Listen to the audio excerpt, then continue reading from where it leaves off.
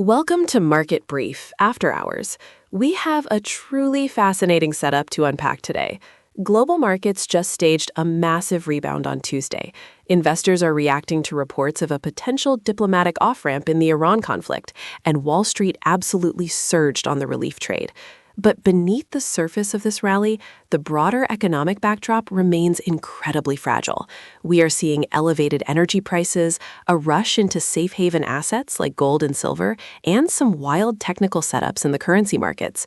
To make sense of all this, we are diving deep into the numbers, the key takeaways, and what is actually driving this volatility. Let's start right at the top with the U.S. equities. We saw some huge moves today. Can you break down exactly where the major indices landed? Absolutely. It was one of the strongest daily gains we have seen in months, driven by a massive wave of broad-based buying. Let's look at the numbers, rounding to the nearest whole number for the major indices. The Dow Jones Industrial Average jumped a staggering 2.49%, adding over 1,125 points to close at 46,342. The S&P 500 also had a phenomenal day, rising 2.91% to close at 6,529. That is actually its best daily performance since May.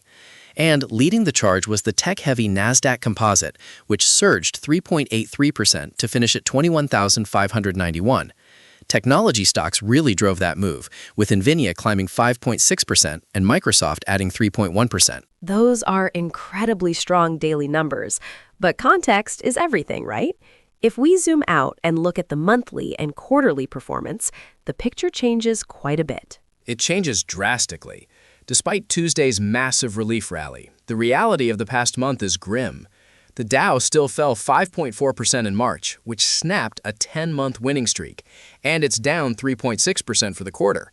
It remains more than 8% below its recent highs. The S&P 500, even with this great daily rebound, lost 5.1% in March. That marks its worst monthly performance since all the way back in 2022, and it ended the quarter down 4.6%. As for the Nasdaq, even after surging nearly 4% today, it remains more than 10% below its recent intraday high. That means it is still officially in correction territory. It dropped 4.8% in March and over 7% for the quarter, making it the weakest of the three major averages. So while today was a great day for portfolios, we are still digging out of a rather deep hole. That is a crucial distinction. A single day of green doesn't erase a brutal quarter. Let's cross the Atlantic and look at the European markets. They also saw a recovery today, but it sounds like they are dealing with their own set of heavy macroeconomic shadows. Yes, the regional picture in Europe is highly complex right now. On Tuesday, European equities finished higher across the board. The Pan-European STOXX 600 rose 0.43%. Looking at specific countries, the UK's FTSE 100 added 0.62%, France's CAC 40 gained 0.6%, Italy's FTSE MIB climbed 1.11%, and Switzerland's SMI advanced 0.85%. However, just like the US, the monthly data tells a darker story. The STOXX 600 closed March down 7.99%, which is its worst monthly performance since mid-2022. And inflation is still a massive thorn in the side of the European economy, isn't it? Exactly. Inflation pressures are actually intensifying. Eurozone consumer prices rose to 2.5% in March, up from 1.9% in February. A lot of that is being driven by a 4.9% increase in energy costs due to the ongoing geopolitical tensions. When you look at individual countries, Portugal saw its inflation accelerate to 2.7%, and Italy's rose to 1.7%. Meanwhile, Germany's unemployment rate is holding steady at 6.3%. The ongoing conflict and the resulting energy spikes are casting a very heavy shadow over Europe's economic outlook. Speaking of energy and geopolitical tensions, the commodity markets are telling a very interesting story. We are seeing a simultaneous surge in oil alongside a sharp rebound in precious metals. Walk us through those numbers. This is where the market psychology gets really fascinating. Brent crude rose 4.94% today to settle at $118.35 per barrel. That is its highest close since June 2022, and it caps off an unbelievable 63% surge in March, the largest monthly gain for Brent since 1988.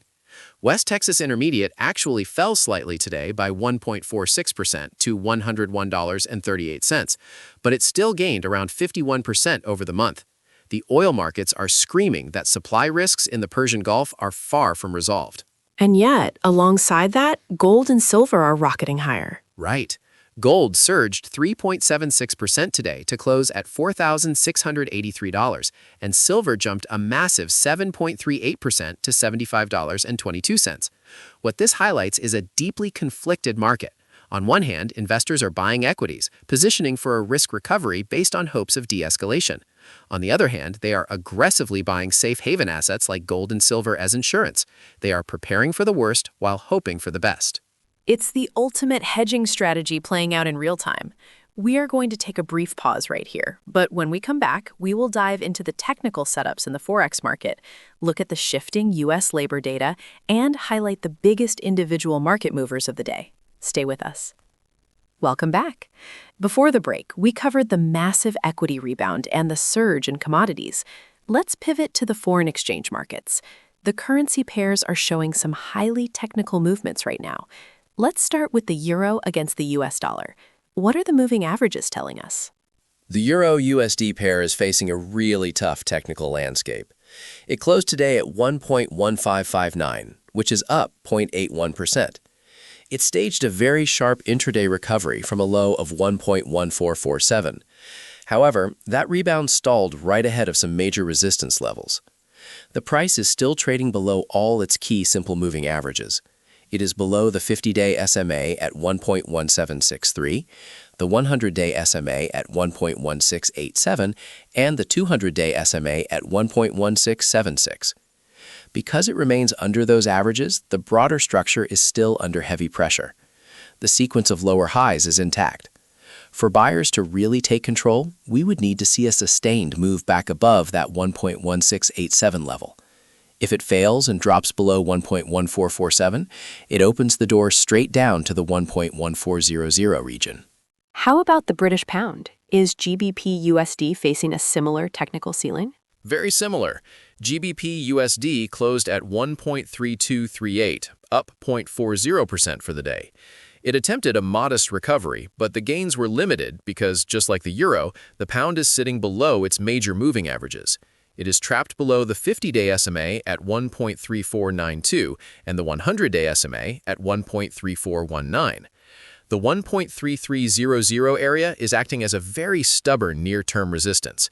Momentum is fragile here. Buyers desperately need a break above today's high of 1.3284 to extend this recovery. Otherwise, a drop below 1.3160 could expose the 1.3100 region. The yen has been a major talking point lately. Where does USD JPY stand after today's action? USD JPY actually pulled back today. It closed at 158.69, down 0.61%. Sellers stepped in right near the 160.00 psychological barrier. But unlike the euro and the pound, the broader trend for USD JPY remains firmly bullish. The price is holding comfortably above the 50-day SMA at 156.84 and the 100-day SMA at 156.48. So this downward move looks purely corrective for now. If it recovers above 159.97, we will see another test of 160.00. And to round out the Forex breakdown, let's look at the Aussie dollar. AUD-USD rebounded strongly today, closing at 0.6900, up 0.71%. Buyers stepped in right at the support level near the 100-day SMA, which sits at 0.6819.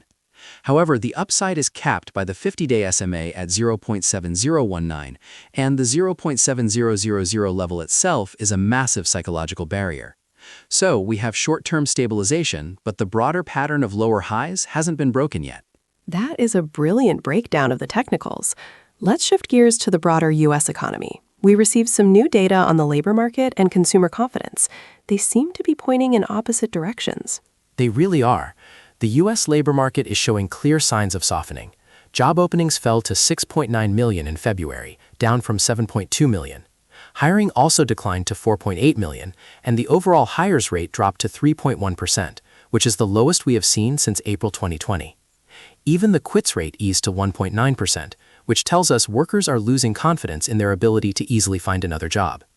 Yet, paradoxically, overall consumer confidence actually rose in March to 91.8, beating expectations.